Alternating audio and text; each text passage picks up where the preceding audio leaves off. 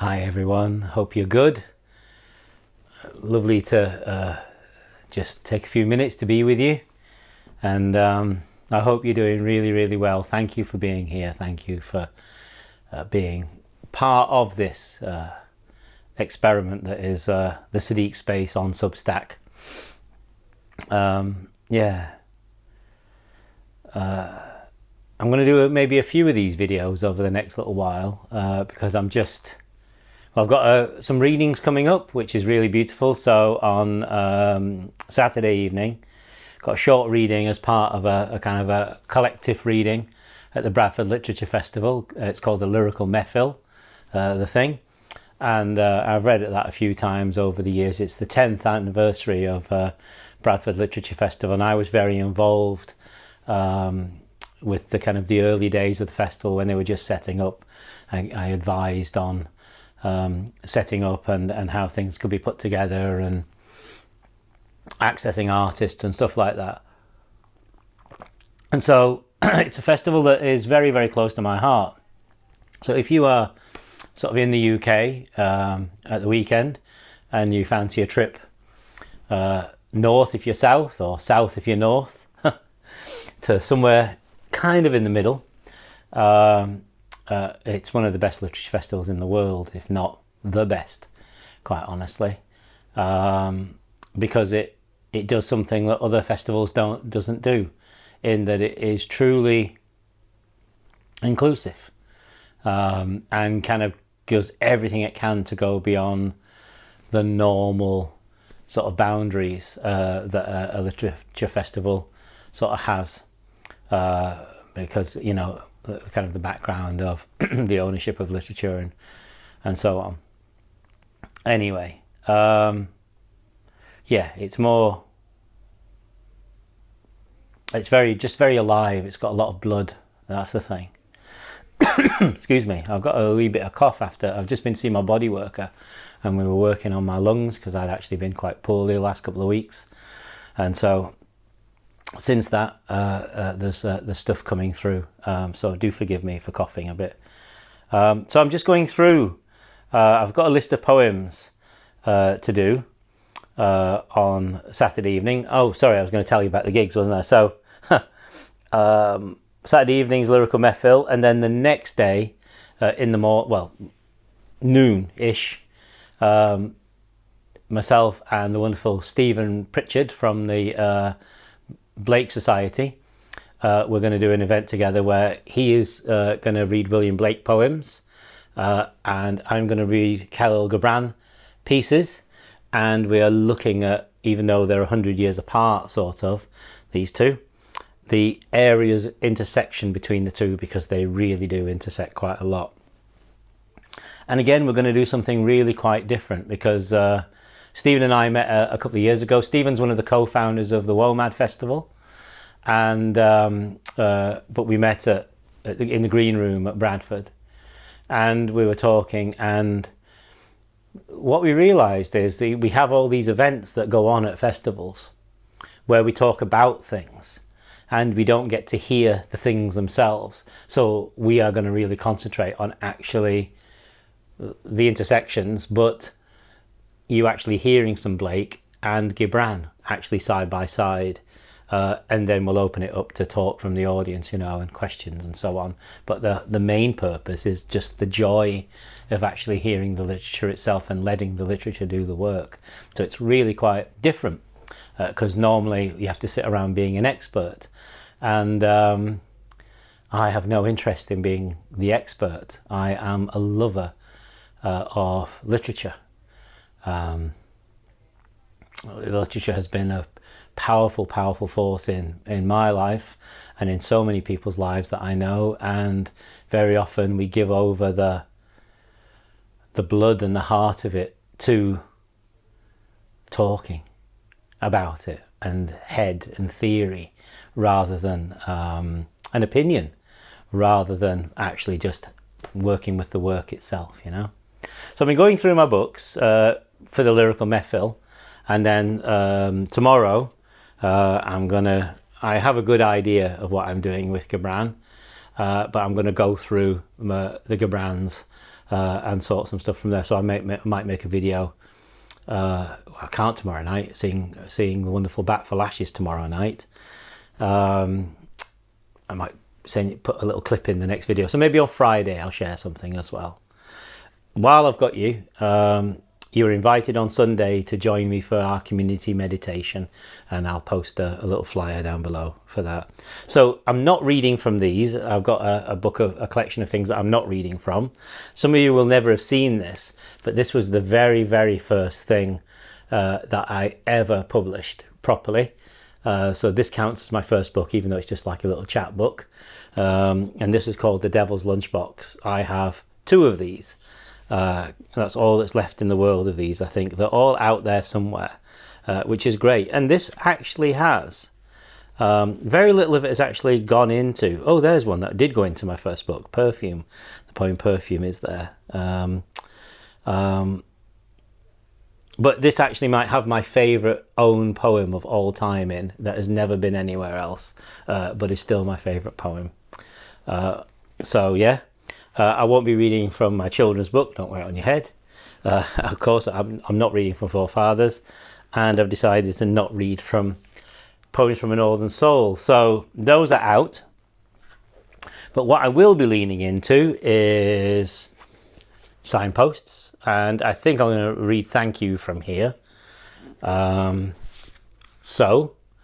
and I'll probably just end up reading So, though, you know, if I'm feeling biographical, I might read Orpheus, or given the state of the world at the minute, I might read the Summertime poem.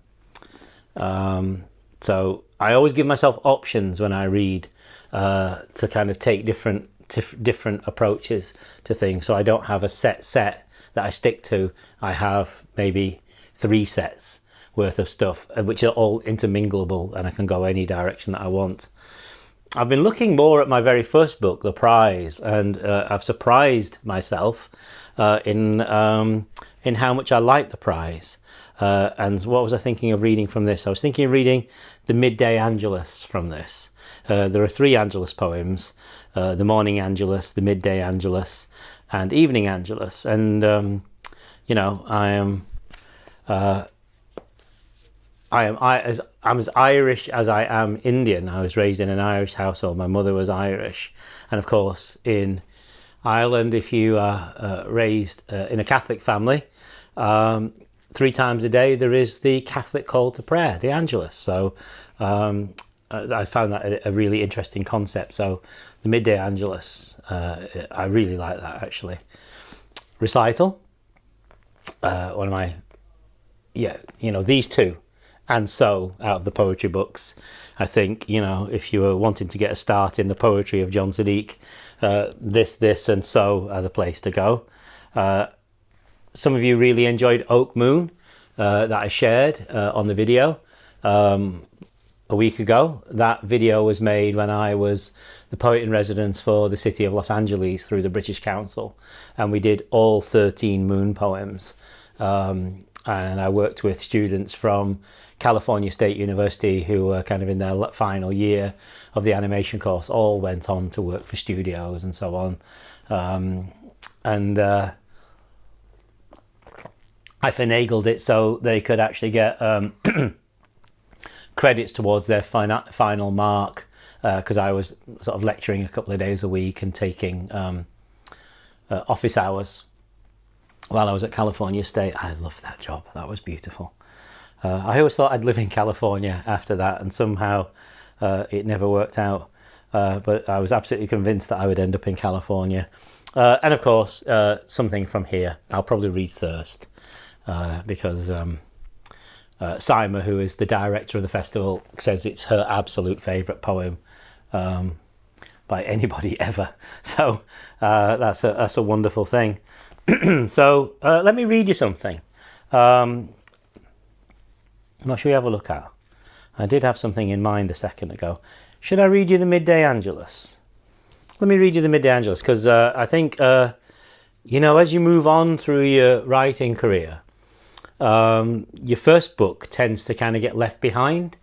It comes out of all of the years of writing that come before it. Very often it's kind of almost like a strange eruption.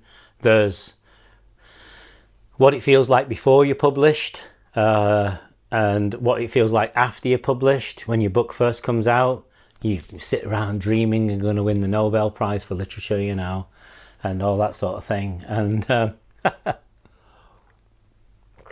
you don't know if there'll ever be any more poems or another book, you know. And here we are, 9 books along of various kinds. And still I don't know if there'll ever be another book. But what's interesting is it's less important. What's more important is just being a vehicle for the truth that wants to sort of show itself through this being. And if poetry is the way that it chooses to come, or non-fiction, or any written form, then that's equally valid too, you know. The Midday Angelus. I want to walk until I have no name. To have to sit down on a small road in a shallow valley somewhere, with low purple alpine flowers behind me, grasshoppers mixing up sound, and the pale, silver undersides of leaves revealing the coming rain, their tough veins keeping out the direct sun. With no name, with no double life, no inner, no outer, no explanations, I celebrate not knowing, not having to be somebody. I celebrate my skin and the sun darkening it, while my inside is like those undersides of leaves. Where there is a back, there is always a front. A leaf has 2 sides, and yet it is one leaf. Rough horsetails for my bed, a church bell calls the hours. The grasshopper's chirps intensify with the sun moving out of cloud. I celebrate the underside.